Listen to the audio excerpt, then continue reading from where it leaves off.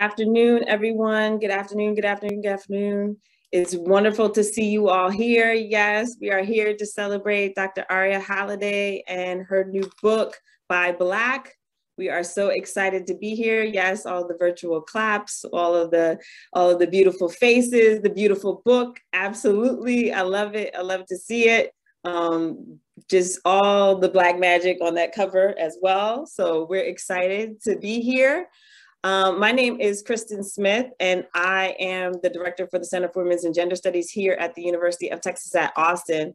And I have the pleasure of introducing our illustrious, wonderful, fabulous, amazing guest for today. And so we're going to just jump in and go ahead and get started. And then she is going to speak for a little bit, and then we are going to go into our moderated conversation.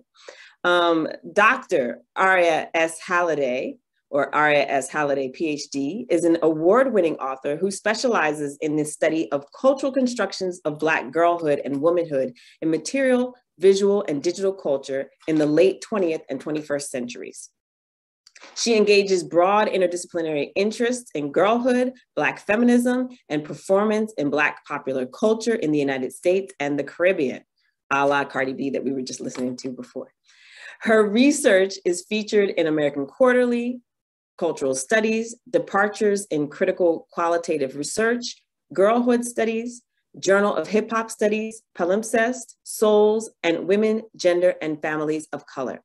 She is the author of the recently published book, By Black, How Black Women Transformed U.S. Pop Culture with University of Illinois Press, 2022. More claps. And editor of the Black Girlhood Studies collection by Women's Press in 2019. She was a Woodrow Wilson Career Enhancement Fellow in 2020 to 2021, and recently won the 2021 Stuart Hall Foundation Cultural Studies Award for her article, Twerksome, from Cultural Studies. She is co-director of the Digital Black Girls Project, which is fabulous. If you all haven't taken a look, I encourage you to look at that online. A member of the Girlhood Studies Journal editorial board, and has served as the co-chair, of the Girls and Girls Studies Caucus at the National Women's Studies Association since 2016. She is assistant professor in the Department of Gender and Women's Studies and the program in African American and Africana Studies at the University of Kentucky. She is also a member of Delta Sigma Theta Sorority Incorporated since 2011 and was raised in Durham, North Carolina. Welcome, Dr. Halliday. Thank you, thank you, thank you. Y'all are so sweet. I'm trying not to tear up. It's been an emotional 12 hours. If you're on my Twitter, you know I was having a moment. So I just want to say thank you, of course, to all of you who are here, my co-panelists who I'm a major fan of and just excited to be in conversation with. It's a scary thing to have people read your work and say, I got comments about it, I got feelings about it, so I'm a little scared. But I'm here because I come from a long line of fiercely independent, loving, and full-body laughing Black women of the Caribbean, women who prayed and conjured and fed and prayed my life into being. My grandmother, Mary Bellina Leonce Bryce Francis, and my mother, Beverly Francis, who is here on the call, made me possible. They held me up. They push me forward when I'm scared and unsure, like last night, and also when I'm confident and ostentatious. My sisters, Dejarda, who's also here, and Gabrielle, loved me before I ever wrote a word or read a speech. To me, Black feminism and the things that I write about is us. It's my family. It's the Black women who have made me and continue to keep me steady. Every single argument I've ever made on a page was first a conversation with one of these people.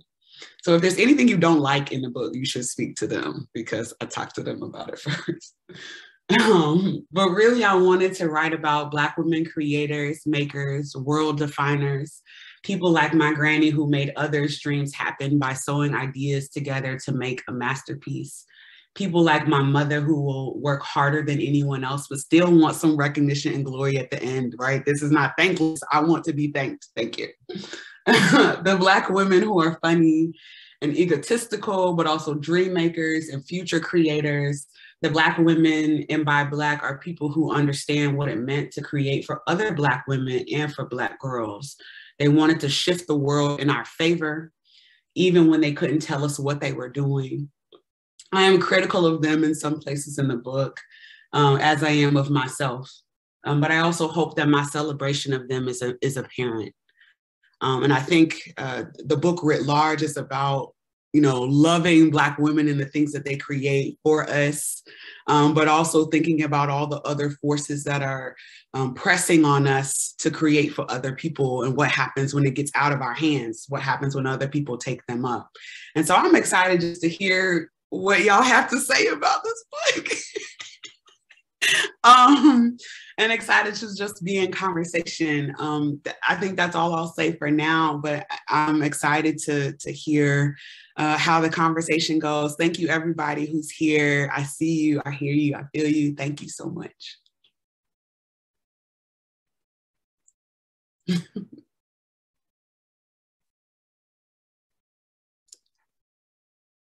So now we're going to pass it over to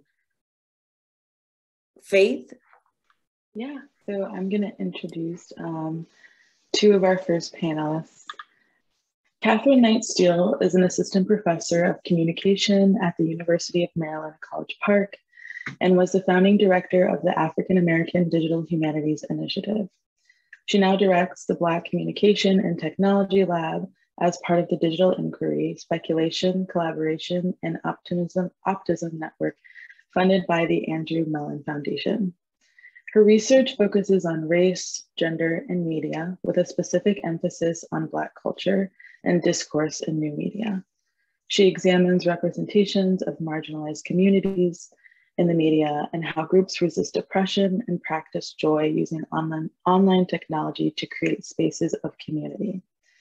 Catherine's research on the Black blogosphere, digital discourses of resistance and joy, and digital Black feminism have been published in such journals as Social Media and Society, Information, Communication, and Society, and Feminist Media Studies. She is the author of Digital Black Feminism, an excellent book, which examines the relationship between Black women and technology as a centuries-long gendered and racial project in the US.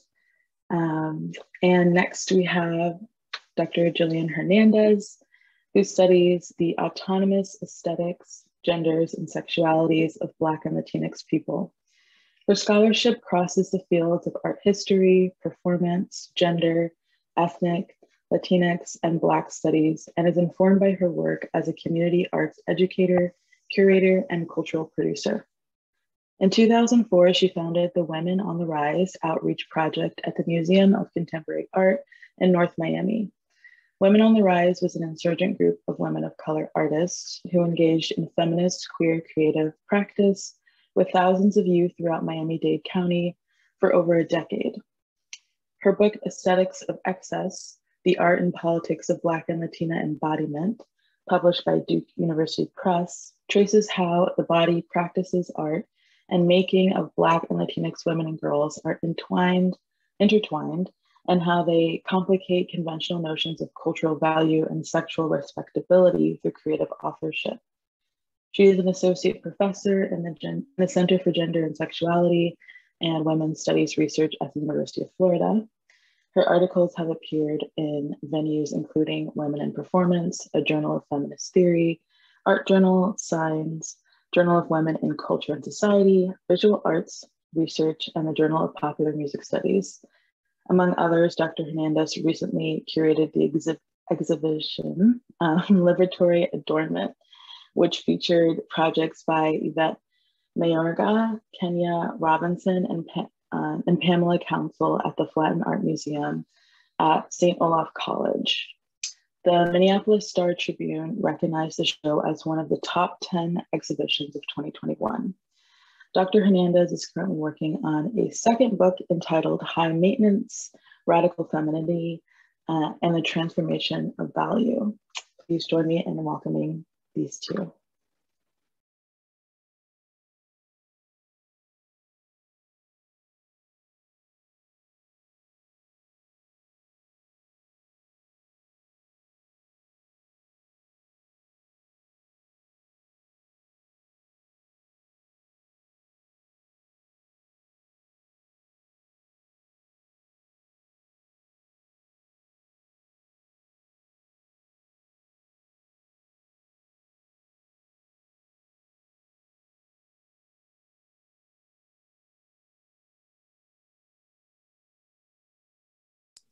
Then I will be, oh, sorry. And I have the distinct honor of introducing Dr. Rochelle Rowe and Dr. Racquel Gates. And my name is Shukri. I am a PhD student in the Black Studies department at UT Austin. Sorry about the pause, y'all. It's been a long day. So Dr. Racquel Gates received her PhD from Northwestern University's Department of Screen Cultures. She holds an MA in Humanities from the University of Chicago and a BS in Foreign Service from Georgetown University. Her research focuses on Blackness and popular culture with special attention to discourses of taste and quality. She is the author of Double Negative, The Black Image in Popular Culture, where she argues that some of the most disreputable representations in Black popular culture can strategically pose questions about Blackness, Black culture, and American society. In 2020, she was named an Academy Film Scholar by the Academy of Motion Picture Arts and Sciences. She used the grant to support work on her next book, Hollywood Style and the Invention of Blackness. Her work appears in both scholarly and popular publications, some of which include the New York Times, the Los Angeles Review of Books, Film Quarterly, Television and New Media, as well as other journals and collections. She is also a regular contributor to numerous podcasts, television programs, and recorded film interviews. And our last panelist today is Dr. Rochelle Rowe, who is an associate professor in Black British history at the University of Edinburgh. Rochelle is a cultural historian whose work focuses on race, gender, and the body, histories of the Caribbean and Black Britain. Her critically acclaimed first book, Imagining Caribbean Womanhood, yay, tells a feminist history of Black beauty spanning across the Caribbean, Harlem, and post-war London, and is published in paperback by Manchester University Press. Rochelle has published in the Radical History Review, Gender and History, and in Jamaica, a Reader. Rochelle obtained her PhD from the University of Essex in 2010, and her career in higher education includes teaching history and leading programs of learning for researchers, most recently at University College London, where she also contributed into institutional change, including the first fully funded doctoral scholarship for Black and Asian doctoral researchers. Rochelle joined Edinburgh in September 2021 and teaches courses on the histories of Black activism in Britain since the 1800s, Carnival in the Atlantic world, and Blackness in Britain and Europe. Her new research explores Blackness in British visual culture from 1850 to 1950. Please join me in welcoming our final two panelists.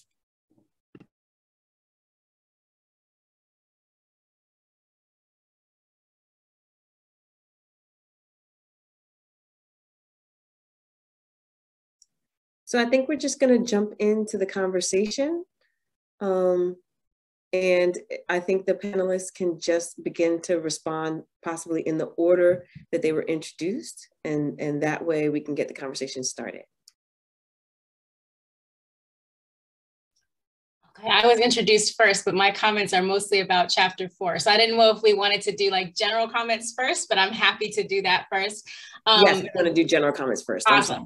Perfect. I'm going to keep it rather short and sweet. I am so grateful to be here and thankful to Dr. Halliday for writing this book, first of all, and for giving us the honor and privilege of being here to celebrate it. It's not a small thing. And I think that we exist in a field that sometimes asks us to shrink what we have done and see it as normal or everyday or ordinary. This is an extraordinary work, and I am grateful to be in you all's presence to discuss it. I'm grateful to celebrate that this has happened for you and for us as a network of scholars to have access to this work, to be able to cite this, to be able to teach on this.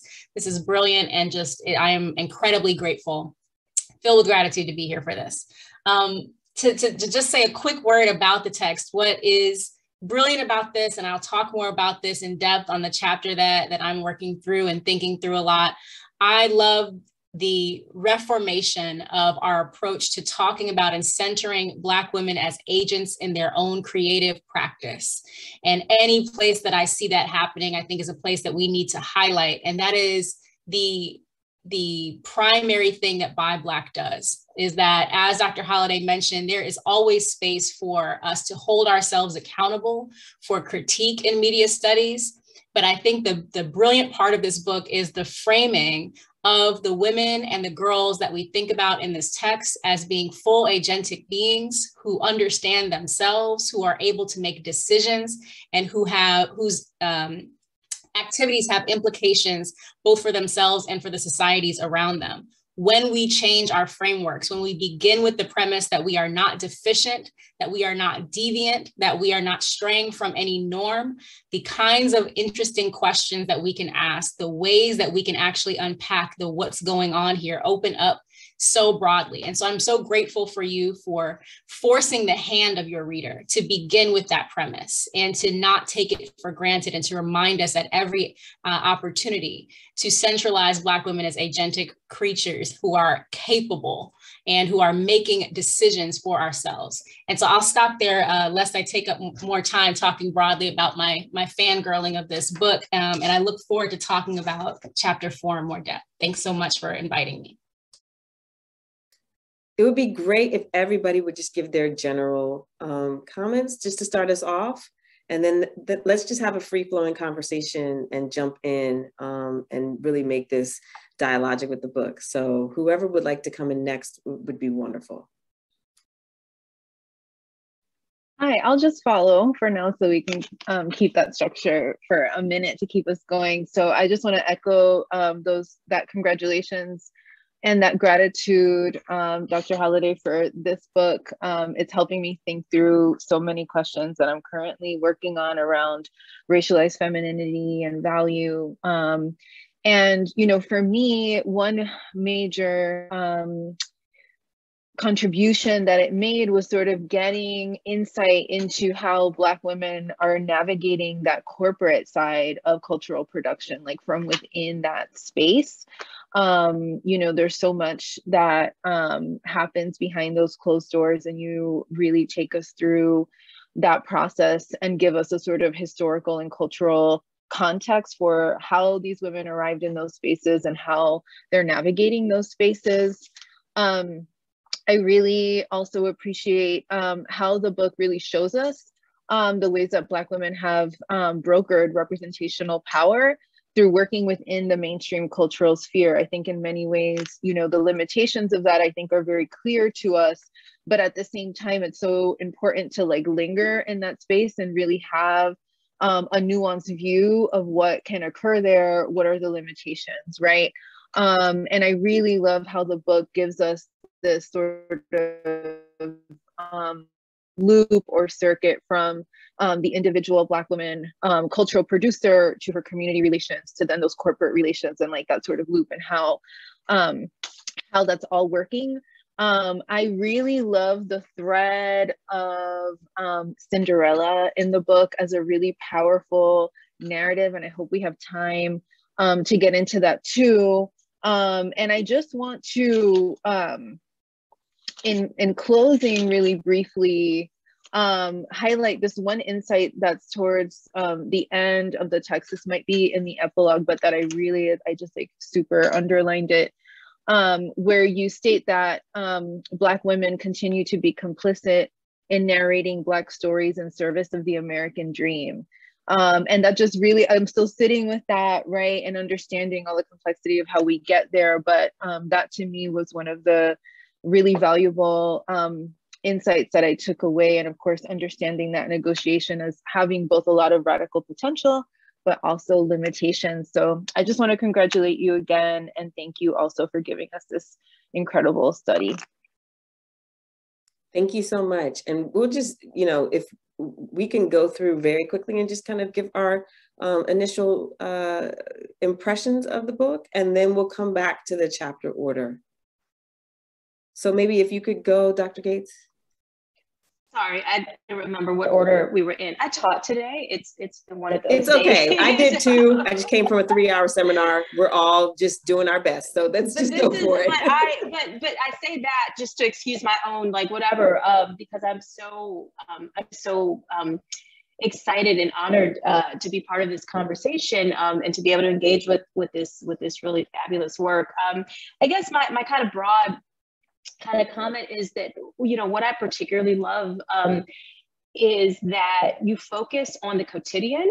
And I think that in a culture where, you know, as we're talking about, like in the world right now, Black women and Black girls often are expected to do exceptional things and be part of like sort of exceptional things in order to be noticed or discussed, that you've chosen to focus on the everyday, on these things that some might see as being sort of small or insignificant, but clearly are everything. And I think that the way that you talk about whether it's our engagement with dolls, which is the chapter that I took, or with hair and hair care products, or sort of our relationship to Disney, it really does make the personal political in the best possible way. And in addition to all the specific things that I know we'll talk about, I just so appreciate that overarching approach to privileging our everyday experiences, privileging play, privileging self-care, and all of these things that are radical and political and important. Thank you so much, Dr. Rowe. We're just doing really quick overviews and then we're gonna go into the reflections. Yeah, I hope everyone can hear me. Can you hear me? I'm afraid I've been having all sorts of internet problems as soon as we began, and I keep getting chucked out and rejoining. Yeah, in terms of general comments, just echoing what everyone said, I absolutely am thrilled to bits to be reading this.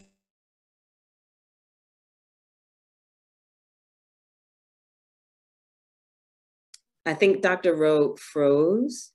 And so maybe in the interest of time, Dr. Rowe, we're gonna go into the order, and then what we'll do is have you do your general comments when we come back to you, if that's okay, because that'll give you some time to unfreeze. Recognizing the order, is that okay, Dr. Rowe? Did you hear me? Okay, awesome, I'm sorry about that. I wanna make sure that you're able to get some stability there so we can, yeah, there we go. So in the order of our chapters, we're not going to go into a discussion of the details of the book. And our first commentator is Dr. Hernandez. And so we want to start with Dr. Hernandez. And Dr. Hernandez is going to comment on chapter 1.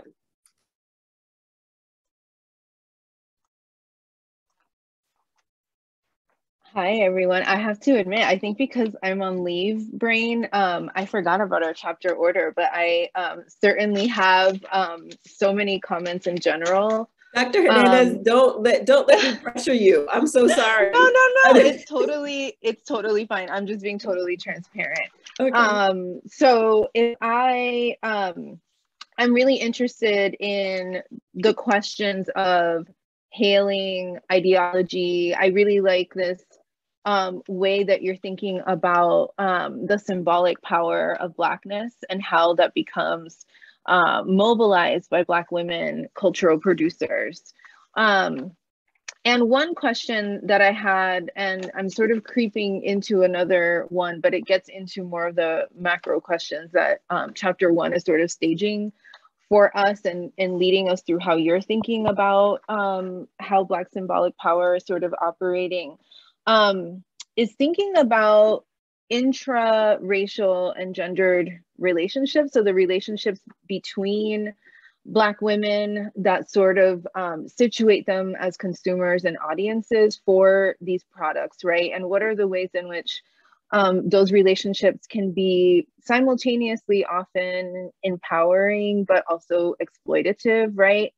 And it really has me thinking a lot, like just questions that I've had myself, both personally and professionally lately around, I often find that I ask things of fellow femmes of color that I wouldn't necessarily ask of masculine presenting folks or cis men, right? It's almost like, well, we're in community, so maybe I can ask you for this thing or expect that maybe you might be able to do this for me last minute. So it comes from my doing this to people, but also being frustrated when people expect such labor from me, right?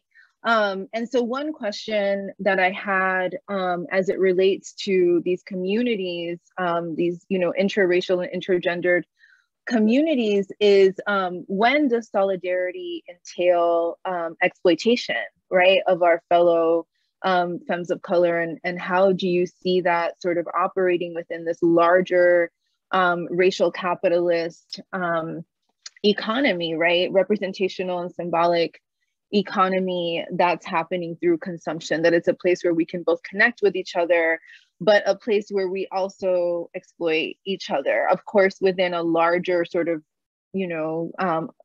structure of white oppression. But how does that sort of seep into our relationships and what we might be trying to make ourselves available for? Yeah, if I can, Christen, I'm not sure what the order is supposed to do or how to do it, but I but I'll say it's your party, so you can do whatever you want. Oh, okay.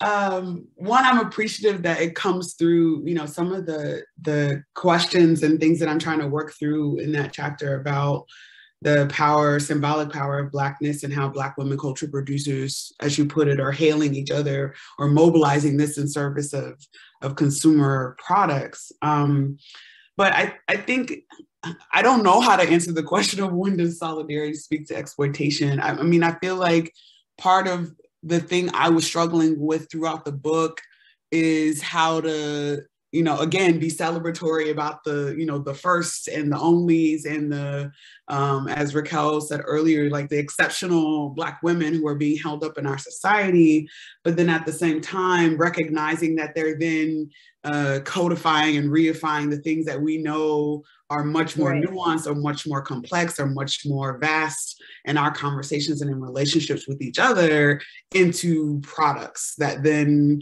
become the ones that get sold back to us. And we, in our own allegiances to Blackness or feminists or our communities are tied to whether or not we consume these products. Recently I had a conversation. I told you everything starts with the conversations I have with my family. I had a conversation with my sister, and we were talking about like Target's Black History Month teas that you can buy, and it's like they put the cultural producers on display. So, this is created by a Black woman, and this is her story, and this is who you're buying from. And it's like, no, Target bought 10,000 units of whatever it is that she created, and then you are paying Target, right? And so I think in a lot of ways, our desire to know who makes our products, right, gets demystified in the process of buying from, large retailers who are then, pitting our desire to know who we're buying from back at us. Right. But also as a consumer and as a producer, I think, one way that a lot of Black women producers, particularly in this moment, but I think, since 1904, where I start in the book, is that, they know what Black people are looking for, because that's what they're looking for too, right? And so they, they use, exploit, simplify, stereotype the things that we care about, to then, create space for themselves in the market. And yeah, I don't know. I mean, I would say that in a capitalist society, every relationship is going to be exploitative in some ways. I don't know how we operate outside of it. I was talking to my graduate students yesterday about Jennifer Nash's Black Feminism Reimagined, and she talks about at the end of the book how, vulnerability and love are going to get us to another kind of place and range within Black feminist studies. And, in the ideal of it, absolutely, I totally agree with her. But in the everyday, like, how do we then operate with vulnerability and care when we're met with, as you said, people asking of us these things that are ultimately exploitative, and in service of these institutions that want to operate in exploitative measures, right? And so you might be doing it, me for you and you for me, but then it's being taken up and used by these institutions in these particular ways. And so I don't know that answers your question at all, but perhaps is a bit of how the book is trying to get us to think more concretely about it, right? But also what I'm still struggling to figure out. So whenever whatever it helps you do, please tell me so I can read it. Because I'm also trying to figure out how we move outside of, the struggles of representation. When I give presentations all the time, I ultimately say all the time, like, representation is going to fail us. Like, that's its job ultimately. But then, you still want to see yourself on screen, right? So. Right. Thank you so much. Thank you so much for that wonderful question and for that reflection. Dr. Gates, I have you next on the list. And so I'm gonna just pass the mic to you. Thank you. So I focused on chapter 2, which was about Mattel and the history of like I was gonna say Black Barbie, but you make the very clear point, like, but it's not necessarily Black, it's like, it's Shawnee and it's like, you know, Nichelle and always like, and little like off to, you know, what is it, the Barbie's friend who goes to Chicago and then she meets, you know, I love those like those origin stories too. But I think gets to your really great point, which I you know, loved about the way that Black Barbie and Black dolls, especially with Mattel, both within the universe of Barbie, but also within the universe of Mattel, like corporate is always treated in this marginal way. Some of the things, my takeaways that I really appreciated about this chapter in particular is, I already mentioned this in the broad comments, but your focus on objects that have been deemed frivolous, and really though your sort of articulation that part of the reason that they're sort of dismissed is because they're associated with like girls and play, right? And these things that are not sort of like registering as significant very often in our discussions about popular culture. The other thing that I really liked is you talk about the emphasis on how these objects function. And so dolls always being understood as having kind of an effect on the like the self-esteem of the children who play with them. And the thing that I particularly appreciate is that you complicate that and you push back on that, that it's not, that's the discourse, but that's not necessarily like, that's not how things work exactly, right? And I thought a bit about how that discourse, how there's always a bit of a gap, and this is going to kind of lead into a question that I have for you between, you do such a great job of saying, this is like what the executives were saying. This is like the discourse, but there's a little bit of a distance between like the actual functioning, right? So you have this really great emphasis on like the Black women executives at Mattel, like Kitty Black Perkins, Stacey McBride Irby, and you mentioned like with one, like when they're marketing the dolls, they're using Black vernacular, but they might be using Black vernacular from like the 70s, even though we're looking at dolls in the 80s or the 90s, right? It kind of speaks to this type of cultural legibility, like what makes the doll read as Black, even though it doesn't have to be sort of like grounded in reality. I'm sorry, in the reality of that contemporary moment. And you also speak to sort of the significance of this, like the symbolic significance of these dolls within sort of Black popular discourse. And I really liked your discussion of like the design of like the AKA celebratory doll and sort of the significance of that. And I thought about, you know, something I talked a little bit about in my book is like how the Ava DuVernay Barbie doll like sold out like immediately, right? Because of the idea of what this doll could do. But we also, of course, have this distance that like, there's a doll of Ava DuVernay, but it doesn't come with any accessories for girls to like be filmmakers, right? It's all about all of the weight is in the symbolism. And I think, again, what you do so well in this chapter and throughout the book is you acknowledge the symbolism, but then you also talk about like sort of the gap there, right? So Mattel is getting this credit for like doing diversity, but you know, the Black executives like are always treated as sort of an afterthought, right? And I was thinking about this a little bit, which is not what you discuss in the chapter, but a place I'd like to take it maybe as a question is, in your own research, how do you sort of grapple with the sometimes disconnect between like, when you interview Black folks, like we're gonna say the thing because we know we're being interviewed, but that's not always entirely like accurate to how we understand things, right? And I thought about this for myself when I was reading the chapters. I think your chapter invites a certain amount of like like reminiscing on things, right? You know, I thought about when like I couldn't find a Black Barbie. They were sold out, or, you know, I don't know. And so I remember asking my mom for the Korean Barbie because she was kind of tan, you know what I mean? And just deciding that she was Black, like that's just what it was, you know, and changing her clothes because they all, right? But I was thinking about like, how do you sort of account for like the official versus the unofficial way of playing or way of engaging, and the unofficial ways that these things function, which strikes me as kind of a difficult thing to write about or to assess. Absolutely, thank you. I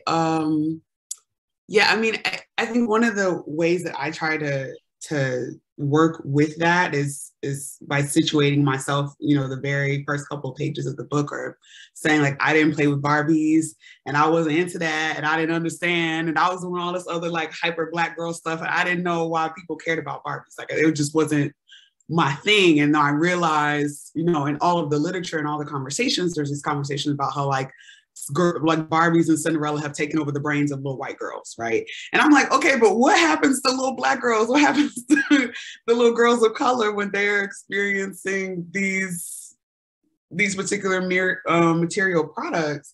Because the literature doesn't say anything about how we feel about these things, right? And like, to your point, there is an official record that says, oh, Black people love these dolls and they bought them and we cared and whatever. And I was like, I don't think I know any girls who play with Barbie. Like, I don't know any.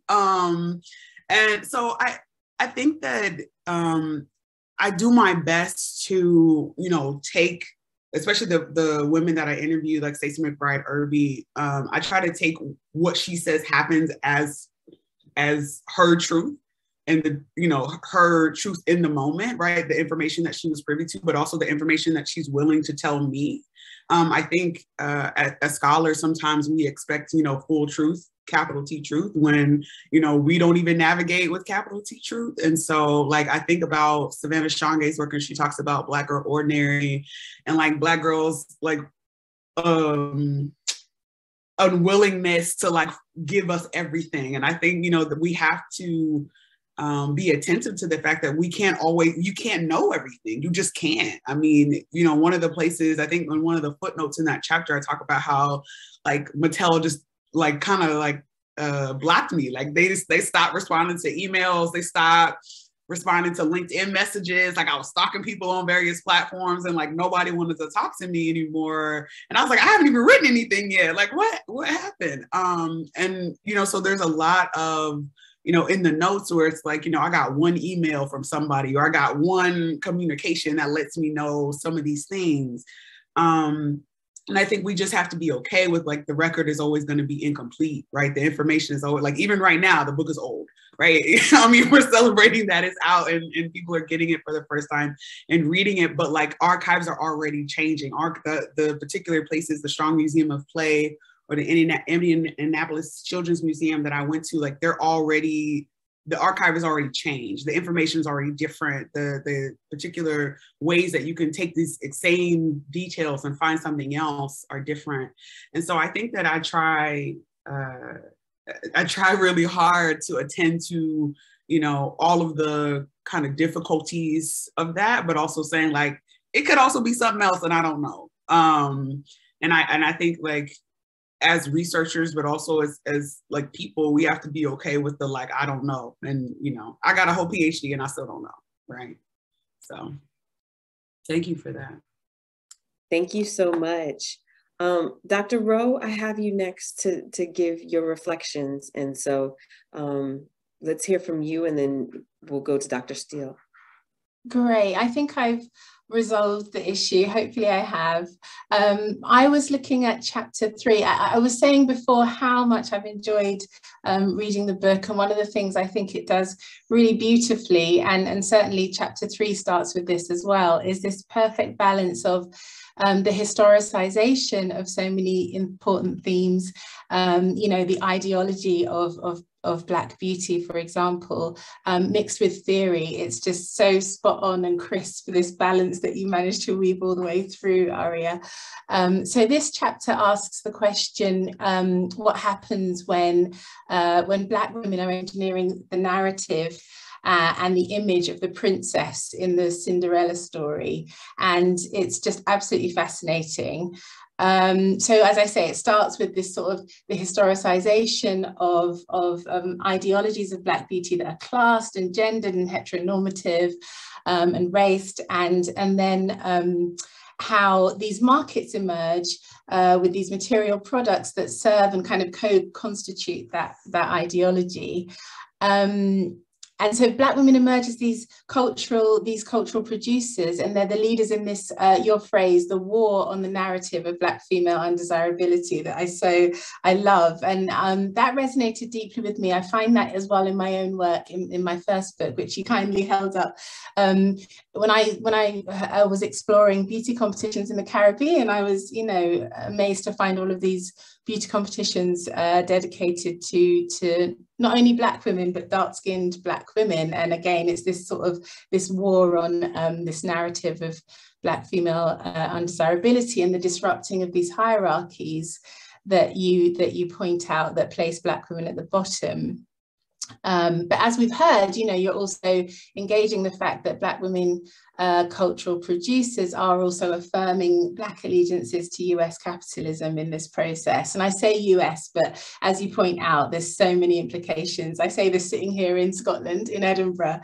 There's just so much about global consumption of Black culture that could be said and that the book has to say.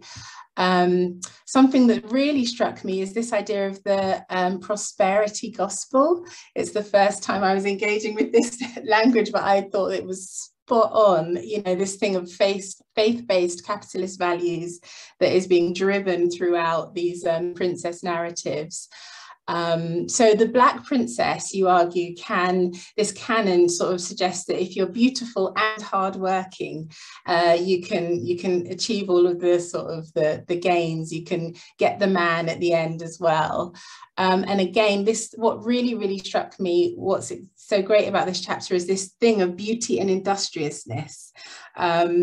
And again, just a quick reference, I found similar things in the Caribbean. The beauty competitions for Black women had names like Miss Civil Service, and they were tied to worker identities, and they were the only ones that were. And I have questions about that that your book raised for me. I suddenly thought, there's something about naturalizing Black women as particularly apt for hard work. That runs through the chapter. And so I suppose my questions are about, you seem to be arguing that yeah, there's some way in which we as these Black women producers who get involved in this corporate world are also kind of in danger of propelling the strong Black woman trope and the dangers and the risks of that, socializing little Black girls into the acceptance of really, really hard work. And I'm sure that's like an unintended consequence. But when my internet wasn't failing at the start, I heard that you were saying that, sometimes you're critiquing these women in spite of the incredible work that they've also sort of taken on in the striving for visibility. But this cycle of production and consumption, it has risks for us as well. So, you say that we're taught to trust the same system, that it makes it the racialized. It's kind of eliding the fact that capitalism is inherently a racialized system. So yeah, no, I hope you can still hear me. I'm getting the old unstable internet notice. Good. Thoroughly enjoyed the whole book. I'm still working my way through it, but just savoring it. But that's my question, I suppose. What is it you wanted to say about the sort of the risks of being seduced by these old narratives of the strong Black woman? Thank you, Rochelle. Yeah, I struggled a lot writing that chapter because so many of my line sisters, sorority sisters, really love the Cinderella with Brandy and Whitney Houston from 1997, or they really love Princess and the Frog from 2009. Like it's just their thing. And so I really struggled with you know, the love things of Black women and saying like, okay, I know you love this thing, but also like, let's disentangle your love for that thing from what it's actually saying. Because, you know, Princess and the Frog, for example, is such a problematic movie for a lot of different reasons, but principally because, you know, at the end of the movie when she's no longer a frog, so that's an issue in its own right, that she's a frog for 90 minutes of a 98-minute movie. But, you know, the last couple of minutes, you know, she finally gets her prince and she's, you know, living this princess life, but they are working in a restaurant. And I'm like, there is no other princess who goes to work after she gets married. Like there's no record of such a thing. It doesn't exist. And I'm like, even when we imagine there wasn't a Black Disney princess before this, supposedly, right? And so they literally created this one off of the phenotype of a Nicki Minaj Rose. They used the fact that Nicki Minaj Rose is left-handed. They made Tiana left-handed, right? Like everything about her became this product that now is Princess Tiana. But even when we can imagine all the possibilities, they put it in the jazz age, 1920. They do all this like new Imagineering, as I call it, of New Orleans, right? They do all this stuff, and still this Black woman is working at the end. Like, how are we still there? Even when, you know, all things are possible, apparently. She says this at the very last line in the movie, all things are possible in New Orleans. And I'm just like, well, apparently not all things, because we're still working. We're still serving other people. We're still, right? And so I think, you know, my issue, and hopefully my sorority sisters and people who love this movie will not be too mad at me about it, but I struggle with the fact that, like, yes, we finally have something that so-called represents us, but it really is feeding the stereotypes that we're fighting constantly, like, back to us and saying it's a good thing. Saying this is exactly what we should imagine, and we should tell Black girls that this is the space where they can, you know, imagine themselves to be, right? At the very beginning of the film, her dad is saying, you know, wish all you want, like wish with all your heart, but also, you know, don't forget blah, blah, blah. And it's like, wait, why does the white girl get to wish all she wants, but then the Black girl is supposed to also do something else? Like, no one else is getting getting two types of advice, right? The little white girl can wish and dream and all that, and she still gets to kiss somebody else's man. Like, I don't know. There are problems with it. I'm sorry. I'll get carried away talking about how terrible that is. But I'm saying explicitly, and maybe I'm trying to be nice about it, but I'm saying explicitly that Black women, particularly Black women cultural producers who are in these spaces, like Deborah Martin Chase, for example, who's an executive producer who has her hands in a lot of things for girls, you know, still is creating this narrative that Black women are supposedly best suited for a life of luxury as long as they still work. Right? They can get all the things that they ever wanted, but they still got to give something up to somebody else.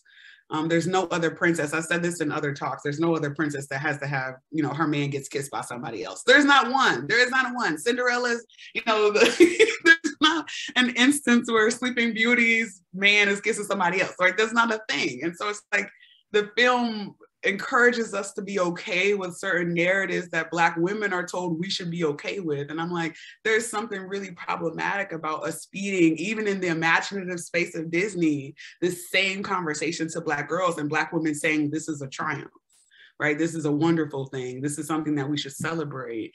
And I'm like, okay, there's something about like us having princesses, sure, that's great. But also, if we can imagine anything, why are we still imagining the same thing that we are fighting every day?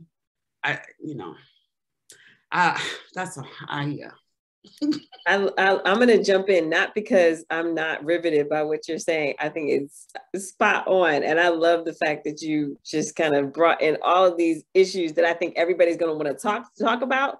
And so that's why I was like, let me jump in so we can make sure we have a good amount of time to be able to discuss these things, because there's a lot there.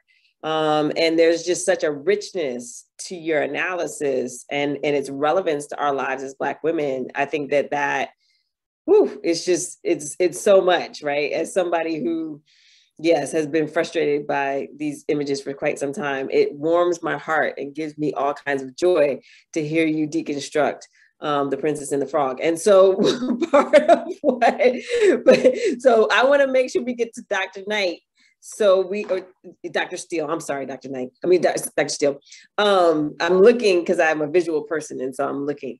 I want us to get to Dr. Steele, and then I want us to come back to these amazing observations and conversations and have a conversation with each other, right? About what this means and why we need this book so much right now, right? And if y'all see me kind of darting my eyes and typing, it's not because I'm multitasking, it's because I'm trying to shout out everybody's books in the chat. Please support everybody. Okay, yes, Dr. Steele. Thank you. So, I mean, we're going to make a shift now, right? Because we're going to go from Disney and Princess and the Frog to talking about Nicki and Anaconda. And I just want to thank whoever's idea it was to ask me to take on this chapter, because I think I got to spend some time revisiting Nicki's early career and looking at videos that I haven't seen in a while, and really thinking about how Dr. Halliday walks us through this interconnected relationship of Black femmes and sexuality and play and power, and how those things are not dichotomous, but are working in tandem with each other throughout Nicki Minaj's career. And so I think the selection of Nicki Minaj as this exemplar is so perfect to think about how agency and commodification aren't these binary separate things. Like either you're in charge of yourself or you're functioning as a commodity, right? But these are contemporaries, that they're living alongside each other. And I think in doing that, you're asking us to do what Joan Morgan does, right? Which is to fuck with the grays, right? Like that this thing called Black feminist thought is not about binary, that it requires us to live comfortably in this space of gray. And I think about that so often in my own, like thinking about Black feminist thought. It's not just that these two things exist.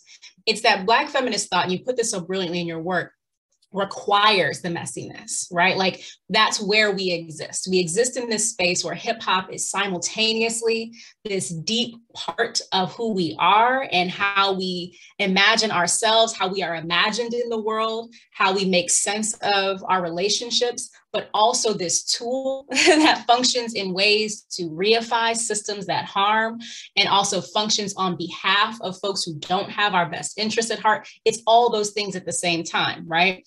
And so I think Minaj is a great way of pushing that conversation of production and creator, right? That there's this important framework that we have to operate in. We can't separate these things out. And it reminded me so much of a conversation that Laverne Cox had with the late Bell Hooks at the New School. And in that discussion, it was about femme presentation and the male gaze. And Cox was reminding the audience that for those of us, or for those folks who womanhood and femininity are withheld, right? That access to those notions are withheld, outward displays of such are transgressive, right? And so it's important here that Cox, and then I think you, Dr. Halliday, do in this book, you're not arguing for performative femininity in pursuit of a gaze, right? In pursuit of a male gaze. Instead, I think, just like Hurston reminds us in that 1937 essay on characteristics of Negro expression, Black folks have always had the distinct honor of living life in front of other people, right? There's an absence of the concept of privacy, as she explains it, right? But the decision to live fully in spite of the gaze, rather than in service of it, I think is what's being discussed about what Nicki Minaj's performance does, and what Cox is suggesting about trans femmes, right? And so we see that in the video Anaconda, where Drake is a witness to Minaj and not the audience, right? And I think that distinction really matters, that your presence, I don't care that it's there. And there is power in that ability to not care about someone's visual consumption of your body in that way, right? So how Minaj is taking on this simultaneous role where she's producing, where she's consuming, where she is subject, where she is object, where she is agent, right? And we see that in that Cinderella repetition of that video, right? Functioning as Cinderella and godmother and king, all in the same video, playing with these ideas of gender and class, queering this princess trope in, I think, really brilliant ways, right? Owning these multiple roles of sexuality as a mechanism to explore. So that was my first kind of take on the chapter. But the thing that I hope that we can have more conversation about, and one of the things that I connected with so much, is this renewed energy about Black women and girls play. Because there's so much that we can understand as scholars through our study of play. I mean, Nicki Minaj is in effect playing with notions of image and gender and sexuality. And instead of viewing that play as some kind of removal from reality, which I think we do often with notions of cosplay, right? That these are folks who are engaging in some distant thing that's not real, right? They're escaping our reality. But I think what you point out so brilliantly here is that Minaj's engagement with this play actually pulls us deeper into the reality of hypercapitalism, right? She's occupying this agentic thing, and her fans and her critics are then using her image and her characters as a way to engage in their own play, right? Through notions of critique or gossip or engagement or performance, right? And so this idea of play, there's something really beneficial for us as scholars to actually sit in the spaces of play and to think about how we socialize, how we train not only children, but train ourselves, train our own bodies, train our own ideas through this idea of how we play with these either material objects or these digital objects, right? Or these human beings that we turn into objects. And I think that that's where we move toward at the end of this chapter, is really this way that you're kind of using critical cultural issues as an entry point for folks outside of the academy to play in these ideas as well. And so this is just, you know, a hat tip to the writing and the ability to use these kinds of constructs for folks to jump into the dialogue, right? To give us a lesson in this idea of play through your cases, through your movement between methods. And I'll finish with kind of a larger question I hope we get to, and I know for sake of time, you might not have time to respond right away, but we'll talk. I wanna think about this idea of Nicki Minaj and play and power through the lens of virality, because you get toward this at the end of the chapter, and in this idea of how one goes viral. Like I'd be remiss as the digital lady in the room to not think through this in the digital, right? And how some of these ideas of agency and control of one's image or of ignoring the audience really get complicated by this digital culture in which going viral is the means to survive and support oneself financially, right? So she can't, for example, not care who's watching anymore. You can't, for example, throw caution to the wind about the image when the goal is the gaze, right? And so what I'm wondering is how we begin to continue to think through that simultaneous role of production consumption, the interplay between the public and the private, the ideas of power and commodity, as we kind of pour in this idea of viral sensations and this idea of going viral and playing into a digital culture that at its core is hyper-capitalist, right? That like to survive online is to create oneself as a brand for consumption of others. So I appreciate this chapter. Thank you for letting me read about Nicki and play Anaconda for the last few days. It was, you know, a welcome reprieve from what my children were listening to, so. I love that so much. I mean, I attempt, you know, a conversation about virality in that chapter. I think mostly and I think more so I steer towards like what happens when it gets away from you, right? Like what happens when the thing that you're creating, especially when it's yourself, in a digital space becomes the purview of other people and what they then do with your image, and sometimes with your name.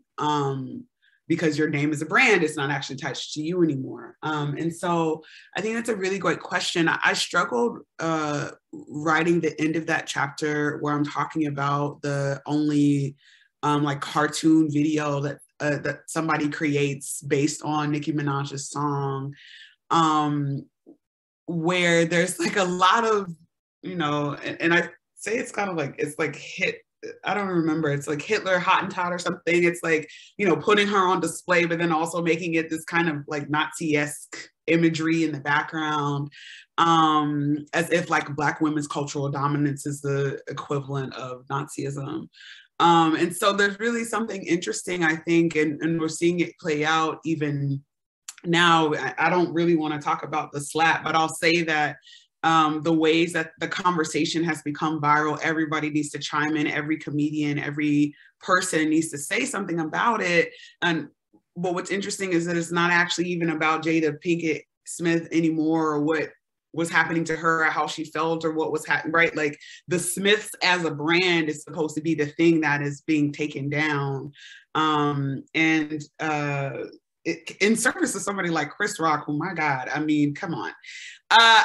So I'll say that, you know, when we think about what it means to play, particularly in digital places where the image, especially with things like NFTs, no longer lives in where you want it to live, that play is required, but I think it also means that we have to struggle against ownership, right? This is also something that Jennifer Nash talks about in Black Feminism Reimagined, in terms of intersectionality, and Black feminists saying, like, we need to stake claim on terms of what intersectionality is.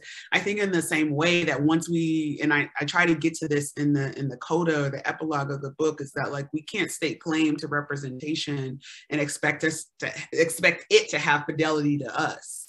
Right. Once it goes out and becomes a viral sensation, once it goes out, you know, it's no longer ours to say or claim as ours. We have to be willing to play with the idea that, you know, what we think is ours is no longer ours. There isn't such a thing as, and you know, people and people who are here might be mad.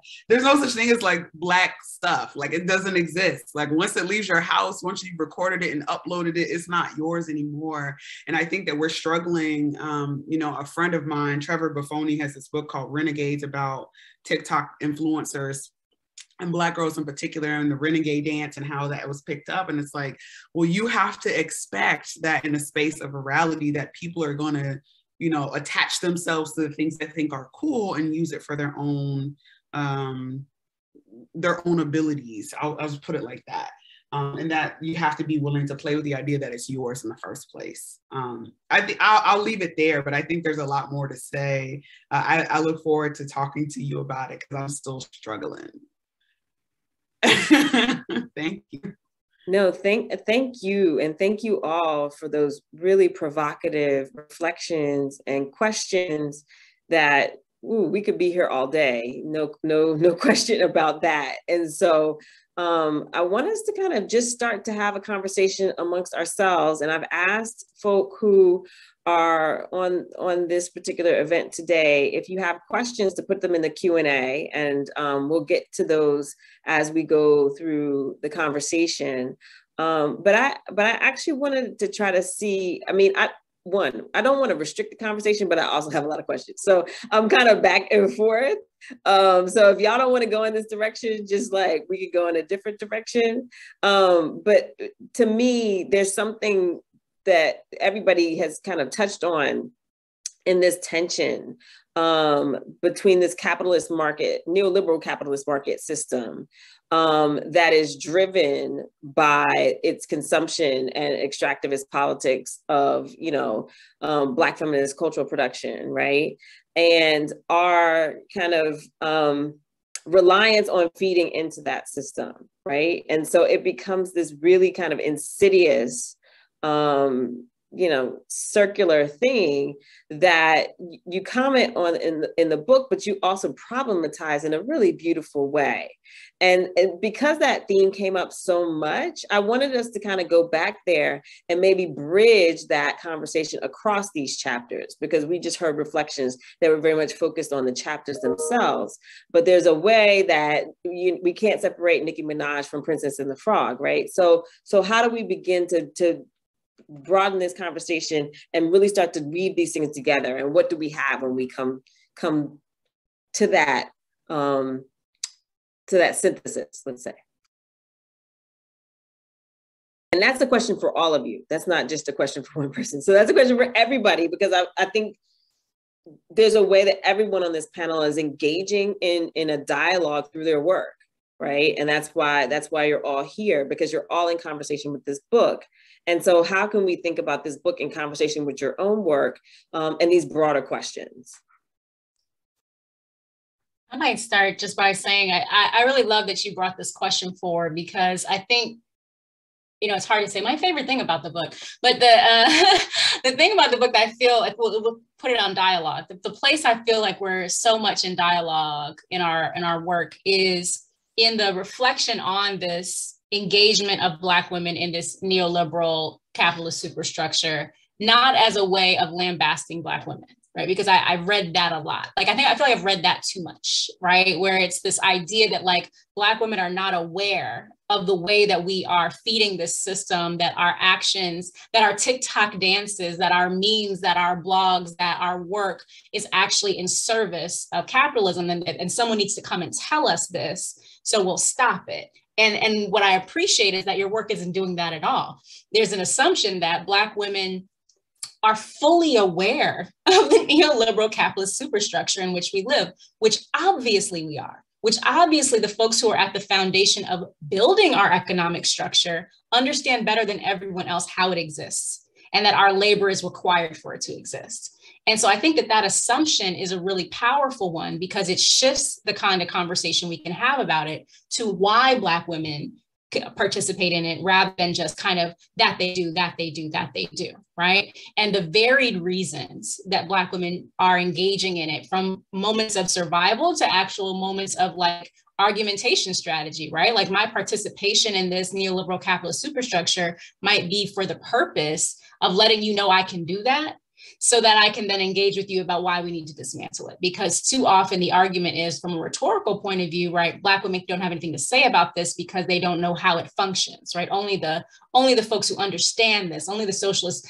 anti-capitalist folks who understand this can really have this debate. And so I see that in this work. I see it throughout the chapters, is this insistence, not that we say Black women are doing this thing, but that we give the space to actually ask the much more interesting questions of why and with what aim and to what arguments are they using to do this, and what that means over time. I love that long historical arc toward that. That's, I see, the point of engagement and discussion of our work. Yeah, oh, go ahead. I was gonna say that there's a section in chapter 1 where I talk about the founder of Carol's Daughters, and how she was really hurt when, Black women, and she put Black women in quotes because I'm sure there are other people, but Black women turned on her when she sold the companies to L'Oreal, if I remember correctly. And, she's like, y'all, this is what we're supposed to do. Like, you build a business and then you sell it. Like, that's the work that building a business is supposed to be about. Like, we're not supposed to have fidelity to these businesses. We're not supposed to be loyal to a particular business. Like, this is what the business, like, how can y'all be mad at me for doing what you tell us is important to do? And yet still Black women were like, I don't mess with Carol's Daughters. I'm not doing, I don't, right? But it's interesting to me that she, at one point was, there's a lot of like AP images, for example. She's at every award show. She's at every Essence Festival. She's at everything. And then she sells this company, and literally, like, she's not getting invited anywhere anymore. And so it's a very particular way that I think, and I hope that I say some of this in the book, that, there are a lot of ways that, Black people have been fickle and continue to be fickle as consumers and as producers, but particularly because we believe that, and this is part of the chapter, Rochelle, that I was talking about, the prosperity gospel. We believe that it's supposed to, give us something back, right? It's supposed to be for our purpose, even though we know what the system is. And I kind of end the book ambivalently about the fact that, people know and they're still mad, right? I'm like, I don't know what that means, right? Like, we know that the system is flawed. We know that it's going to pull, particular ideas out of what we've created and use it for its own purpose. And still we expect Black women in particular to be loyal and, different and particular in the ways that we engage in the market. And it's just a fallacy. It's so strange to me that we have that kind of response, and that like people like Lisa Price, who's the founder of Carol's Daughters, would have that response. Whereas, you know, the founders of Shea Moisture that I talk about a little bit, there are Black men in the book, for people who are like, does she only talk about Black women? There are Black men in the book too, who, you know, did some terrible things, has been called out on various ways on multiple different platforms, and he's still out here getting invited to Essence, right? And so I think there are a lot of ways that we expect Black women to not only be the heralds and tell us where to go, but we also expect them to be the, and I say this in the book, to be the moral compass as well. They're supposed to tell us what's right and wrong, but then we get mad when we don't listen, and or they tell us something that we don't want to hear. So.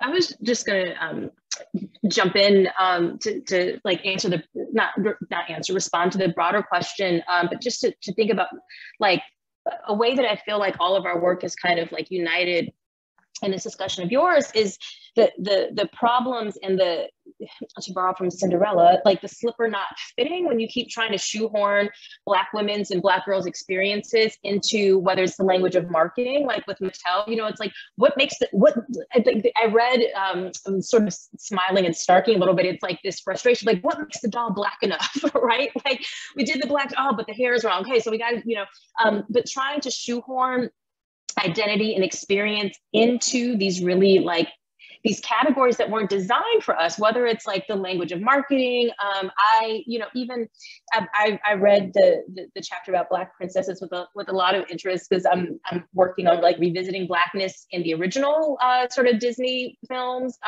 And like the thing that always struck me is, as you've already like articulated about Princess and the Frog, is like, you know, if you look at like the original Cinderella, it's literally just a dream of being delivered from labor. Like it's not really about the prince. It's just about like her like work to the bone and doing whatever she can to get out of that situation. That's it, you know? And so the idea though, that when you do like the Black versions of these things, that all of that gets flattened out into like, no, it's just about having the Black character, right? And again, I think as you point out so well, like with Princess and the Frog, like it doesn't fit, you know, and we can't make it fit.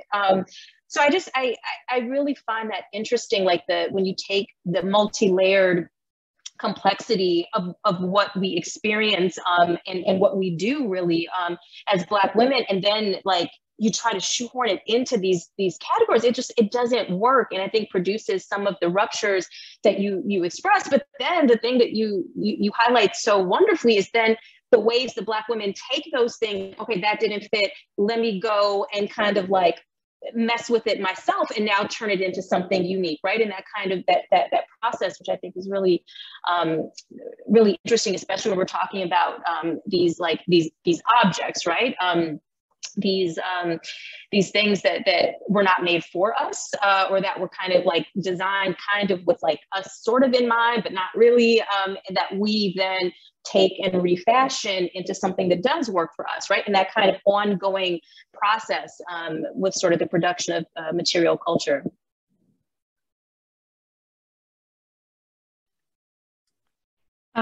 Following up on that, actually, yeah, the princess, there's so much with just the Princess and the Frog reading. And I was actually thinking about like, speaking of like things not fitting or shoehorning, like thinking about ways that like mainstream feminism is sort of playing a role in some of this, like around celebrations of self-sufficiency and labor. And then like upon whose body does like this performance of labor and self-sufficiency and eschewing patriarchal protection, it's like, oh, we'll let like the Black character do that, right? She doesn't need a man to take care of her. She doesn't need a community. Like she can do it on her own. And it's like being romanced by this like mainstream feminist notion of self-sufficiency that completely ignores history of labor exploitation, right? And like chattel slavery, like Dr. Gates is mentioning, right? So I was really seeing that that sort of like way that mainstream feminism sort of latches onto the racial uplift, like bootstrap narrative in Cinderella, and like how they both come together in this weird way where then like the Black girl or the Black woman is again like romanced or enchanted into exploiting herself in order to be read as desirable, right? So like that longing for recognition or desirability can be sort of internalized in these really like violent, in these really violent ways, right? But I don't want to end with that. I just also want to say that one thing that is a through line that I can find to be like something inspiring despite all the difficult conversation is how at the end of the day, the book also highlights like the imaginative power of Black women cultural producers, right? Like the power of Black women in crafting dreams and crafting complex representations, even with all the problems and like what is at hand. Absolutely. We've been picking on Princess and the Frog. I just want to say that, like, I'm not really nice about the Whitney Houston and Brandy Cinderella either. I just want to be clear. It's not just one, it's the other two. That, you know, I was telling my students at the end of the 1997 Cinderella, you know, Brandy or Cinderella is, you know, leaving her stepmother's house because she's like finally fed up with being mistreated, right? The prince catches her on the road out, right? She's already technically not even interested in him either, right? She's chucking deuces to everybody. And it's interesting to me that the one thing that keeps her in the town, in the community, is marrying him. She was already on her way out. She was ready to go, right? And so it's interesting to me then that like, well, no, in that case, then marriage becomes the thing that shackles her to a community that already doesn't support her, rather than being, you know, something that's supposed to be powerful, helpful, you know, life-changing. If anything, it keeps her in the exact same situation she was in, but hopefully with a man who's going to do something about it. I don't know what his vibe was like. I'm gonna follow you around like a puppy. So I don't really know what he was about to do. But I think there's something really, again, really insidious about the conversations that are being had, particularly between the godmother and Cinderella in that movie, when, you know, the fairy godmother is like, you don't have to be mistreated. You don't have to allow people to, you know, treat you any kind of way. You can find love where you want to find it. And, you know, she gets stopped on the street before she was ready to go, right? So it actually keeps her in the same box. I don't know. I got feelings about that too. So if you're hoping that I'm going to be nice about that movie and the book too, I'm going to tell you, no, it don't happen. I'm loving all of your feelings about all of these things. You're making me feel vindicated. I just want to let you know, because I have shared these feelings for quite some time. And I never say them out loud because I'm afraid all of my friends are going to kill me and their kids. But this particular conversation goes back to actually one of our questions in the Q&A. And so I want to read that out, if that's okay. Because I think it goes really well with what we're talking about right now. And the question is, to what degree does your unpacking and dismantling of the Princess and the Frog aim to provide an opportunity for a better, and this is in quotes, princess narrative to be created? Are you comfortable with Disney being the arbiter of the definition of better in this context? Yeah, so what I'll say is that's my sister. If y'all have questions about like what kind of conversations we're having as a family. I wasn't sure if I was supposed to read out the person's name. I figured they were related because I saw the name, but now that you just outed her. Yeah, this is my sister. This is my older sister. So if y'all have questions about what kind of arguments we have, this is it right here. No, I mean, I think, you know, she knows I would say that, like, you know, Disney could never be the arbiter of better. As is true of like every film they've ever created, they copy what they've done before, right? So even, you know, down to the actual animation, right? They copy the same animation that they do from film to film. And so Disney, just like all of the other corporations I talk about in the book, are, you know, ultimately doing what they do in service of capital. They're not doing it in service of better, or, you know, what's right for us, or what's right for girls, or what's right for anybody. They are doing it in service of what's going to make them the most money. And so if we communicate on a large scale, this is what they say always about like how to resist capitalism, right? They say this in terms of hip hop all the time. Like, oh, if you don't like what's happening, you know, in hip hop, just don't buy the music. Like, just don't, you know, right? Just don't do that. And it's such a fallacy, right? It's like, I don't know who's buying mumble rap, but it ain't us. And they still creating it out here, right? So I think there's a lot of ways that, you know, Disney is going to do what it does because ultimately Black people are not their ultimate market, right? And so if it maintains, and I talk about this in the book, if it maintains a narrative that they can, that aligns already with the narratives around, you know, Black women, around Black girls, around femininity, about Blackness, about power, whatever, that's what they're going to produce, because they already know and have, you know, years and years of experience of knowing they're going to get paid to do that. Right. There are going to be lots of people who are going to pay for this exact image. And the few times where they put a Black face or a brown face or some kinky hair or a curl or a stitch or whatever, some kente or wrapped around the doll or whatever it is, like, people are going to buy it because, oh, it looks something like what we want it to look like. And so, you know, ultimately, and I said this in a presentation recently, and all the, you know, the students were like, what are we supposed to do now? And I was like, we got to stop caring about representation. We just have to. We just got to let it go. We just got to stop expecting it to do the thing that we want it to do. It's never going to do it.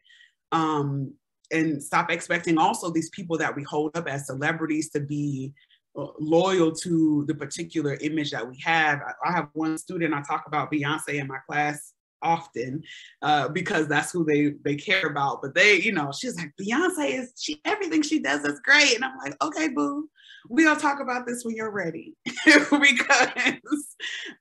you know, at the end of the day, she is interested in maintaining the power and prestige that she already has. She's not going to do anything too outside of what is already acceptable and approvable. And the same is true of Disney or Mattel or any of these other corporations. Thanks for the question, Dee. There's some movement in the chat. Oh, Dr. Gates, did you want to say something? Yeah, I was just going to say, like, I don't want to we can't just talk about Disney, but it's exciting. So there's, you know, the interesting thing too is you said this thing which I love, like, representation isn't going to save us, right? Or I might be badly paraphrasing what you said, but like it hit me here, right? So, but there's also this way that I think what has to be acknowledged is that so much of our discourse has been overdetermined by some of this focus on representation, and that's actually shaping, like, how we deal with this. And I mean, like, what's really interesting about the Disney stuff is as someone who has twin 6-year-olds, and so we've been going back through the Disney, like, a lot of these films are not quite what we, like, they're a little bit more complicated, or a lot more complicated, or more nuanced, or whatever, you know what I mean? There's a way that there's a certain type of real straight simplistic reading that kind of gets us to this place, so that we were understanding like Tiana as the only Black princess, but like there are also other marginalized princesses. They might, you know what I mean? Like, that deal with difference and ostracism, like all of these things. And I think there's a nice way in terms of what you're saying, that you're also suggesting maybe there's other forms of like empathy and identification that are not just about like the visual, right? That are about like affect and, you know, and things like that. And what do we, I mean, which I think is a really exciting place to go to and to kind of get beyond visuals. And like, I was just thinking too, when in your chapter, which is also not my chapter, I'm just talking about everybody else's stuff, sorry. But the chapter about Shea Moisture and Carol's daughter, right? And like, I was thinking about like how much a lot of that discourse, because you mentioned naturality and these other online sites, but how a lot of that discourse and people's reaction is also shaped by the things that are happening on those message boards, which are sort of like, as we used to have here, and we used to be on those things like heavy, like, that also shapes how people are talking about things, right? And what happens when Lisa Price goes on QVC, and it's kind of like, who was the audience for QVC, right? And her, like, the idea that she's supposed to sell to L'Oreal so she can stop doing all this work and can retire and be happy, you know? But yeah, I just wanted to add that in, that sometimes it's our discourse that has framed things in a way that's a little askew, and not always the objects like themselves doing that type of work. Absolutely. I think, you know, part of that first chapter, or maybe it's the introduction, where I'm talking about Richard Henry Boyd and the first National Negro Doll Company, and then, you know, how, you know, his idea of what a Black doll should look like comes up against like Marcus Garvey and the UNIA doll factory and what they think a Black doll should look like. And there's all these HBCU presidents, and Zora Neale Hurston, who's working with this white woman, Sarah Lee Creech, to create a doll, the ultimate Negro doll, right? So everyone is working towards the thing that should be the most compelling about Blackness, the most interesting, the most salient part of our identity, but that's part of an intellectual discourse as well about what things are representative of Blackness in general, right? So I think, one of the major interventions that I hope the book continues to make is that it's not just one about culture, but it's also about intellectual, right? Those things are happening together, and usually, pushing each other in various directions. It's not just about the objects, as you said. Thank you, Dr. Gates. It's definitely about the discourse that we have about them. Thank you so much for that. We have our fearless organizer has put a comment in the chat, and I don't want to skip over it. I think, Dr. Pinto, I kind of want to just invite you to add your comment to the conversation and unmute yourself. Yeah, I'm fine with that. There's no reason when I'm here as, on behind the curtain why I can't be, otherwise. Thank you. This is more than I ever imagined in terms of content and conversation. I'm just completely blown away by the level of just smarts and then also honesty here. So I just wanted to say that this has been awesome.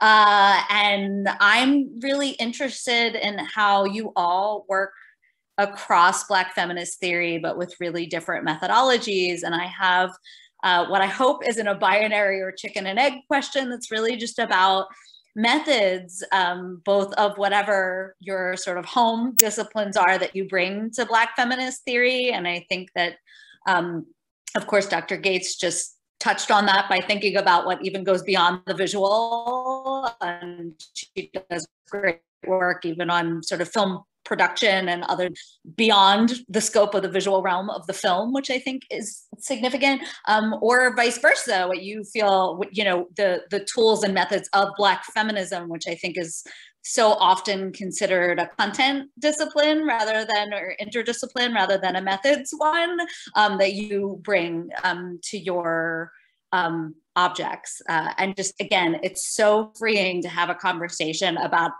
bad objects and not have it be one that is about designating things as good or bad, but instead about the problem of that. So this is just giving me all of the feels for the field and for your work. I can go first, I guess. I think that when I was in graduate school, so my PhD is in American Studies, and all of my degrees are interdisciplinary. So I feel like it's always hard to answer questions about disciplines because I'm I never had one. I don't know.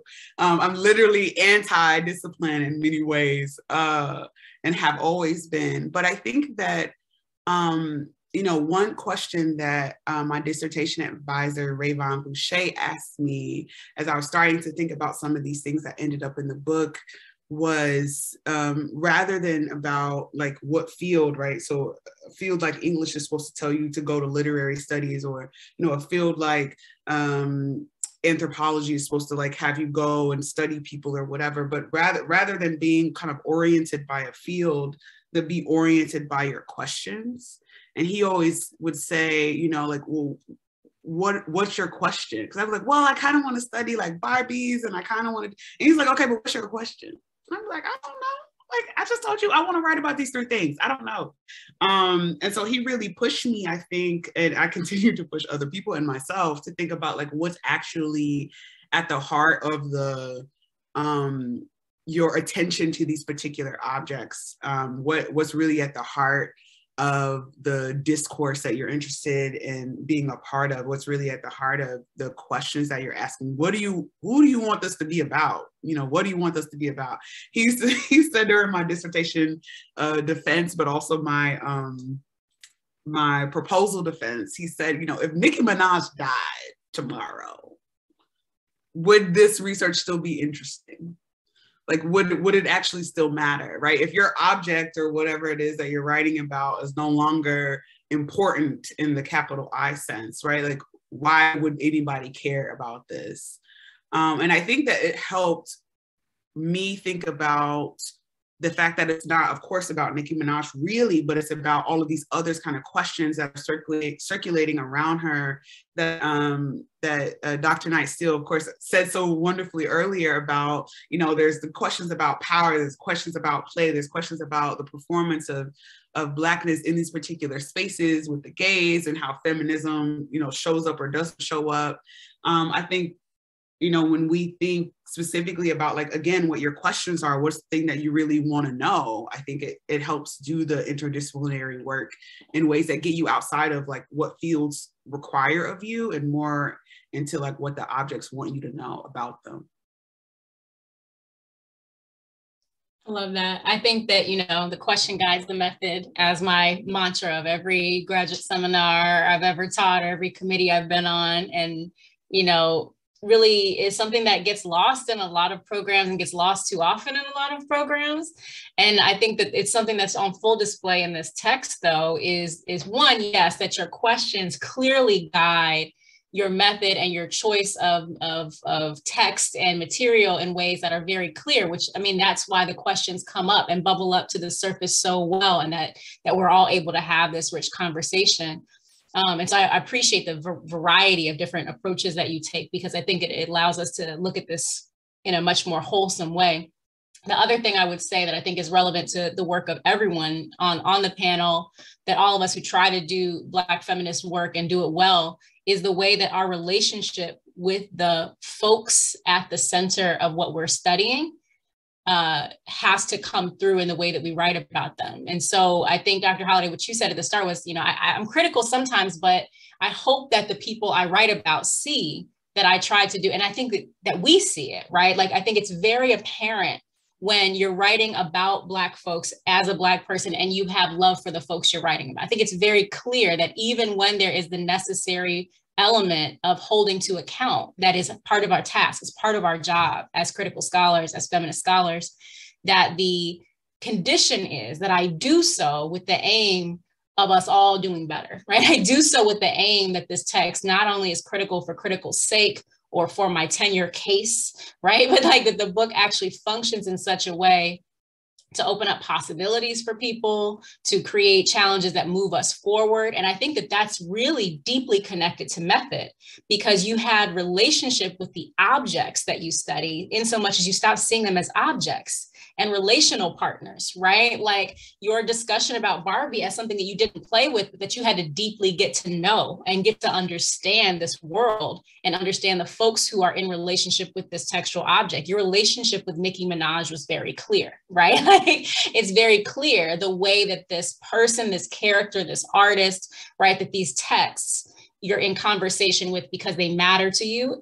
And I think that that's a method question, right? I don't think that that is something that you can kind of attend to later as a writer, as a scholar, but that act of being in relationship with the text, with the folks, with the people that leave behind these archival records for us is so key to doing good feminist work. And I think it's very apparent in this book.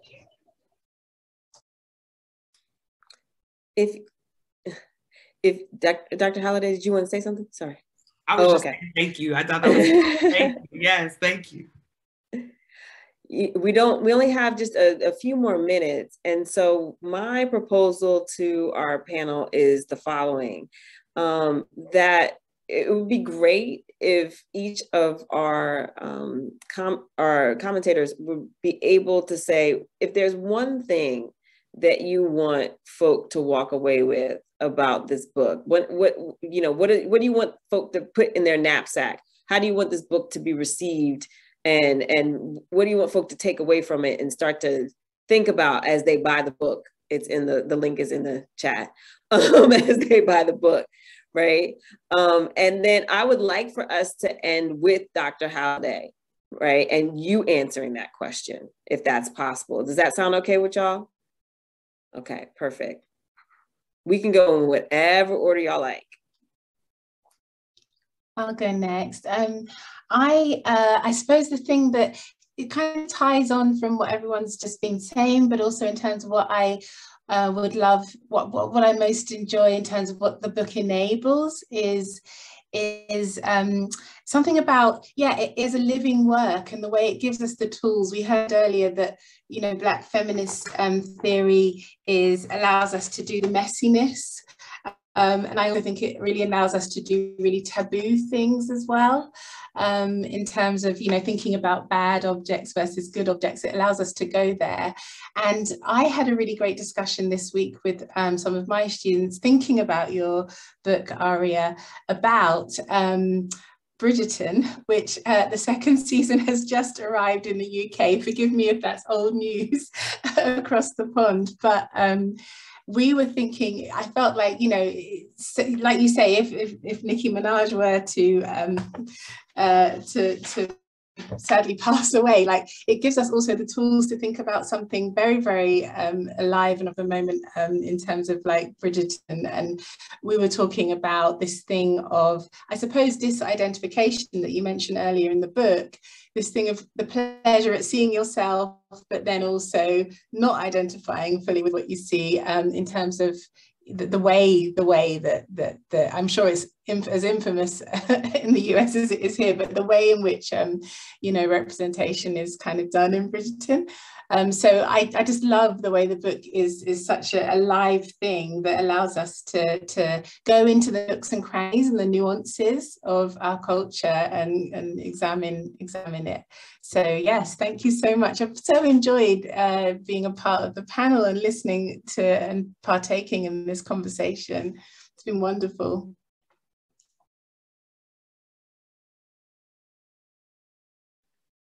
Yes.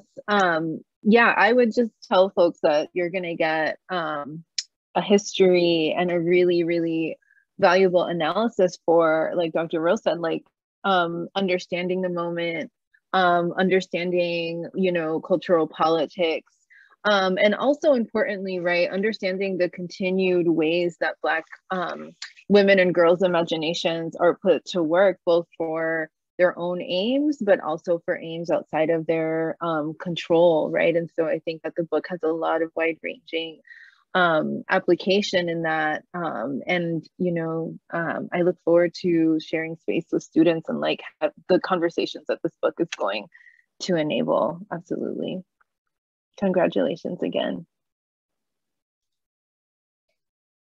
I would just say, as a in addition to all the wonderful things that have already been stated, that, like, for me, yes, I would tell people that this is such a thoroughly accessible book. And by accessible, I don't just mean in terms of the how inviting the prose is, which it is, but also the way that like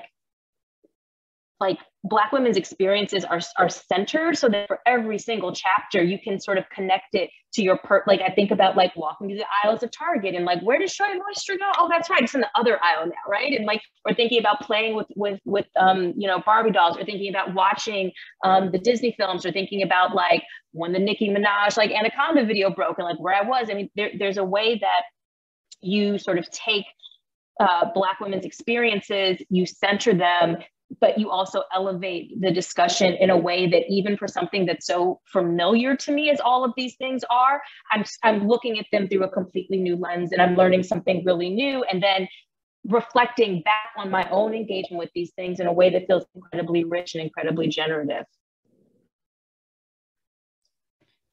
Yes, +1 to all of this. And thank you again for the invitation to be here. I would say that what I would encourage folks to do when they pick up this book is to recenter the idea of Black women's pleasure and play and joy in a way that is inspiring for the way that we hope to continue to write and think about ourselves.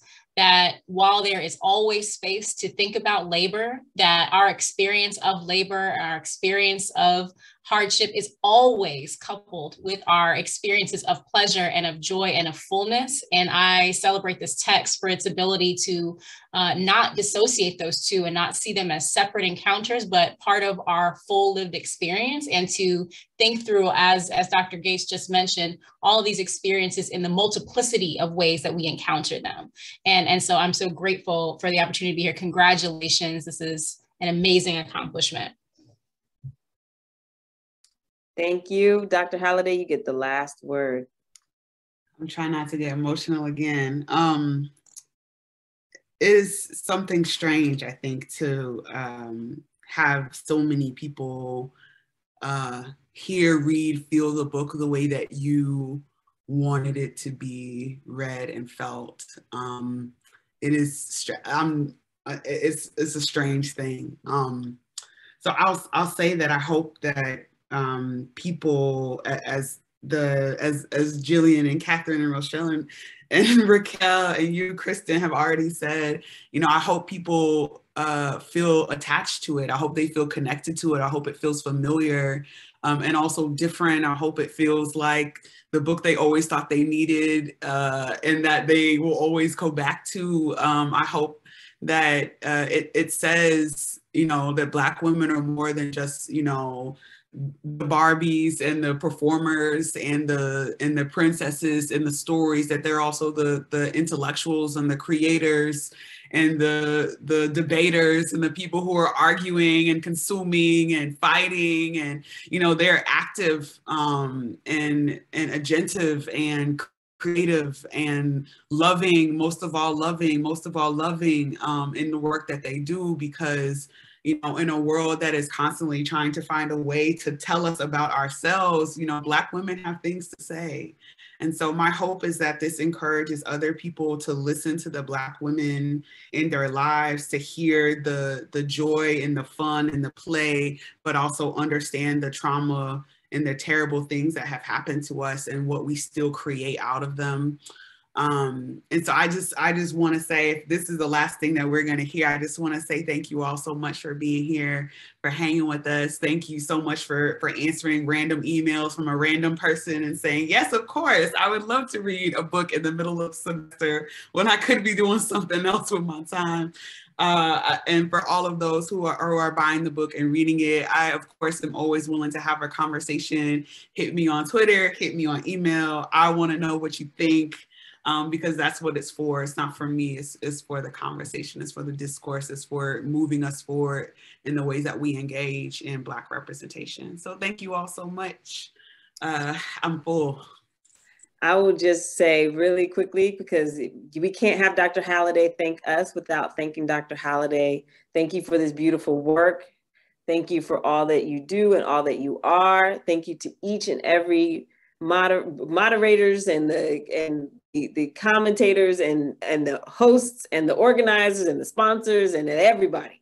Thank you so very much. It's been wonderful spending the afternoon with you all. Go out there and buy these amazing books. And we will see you all soon. Take care.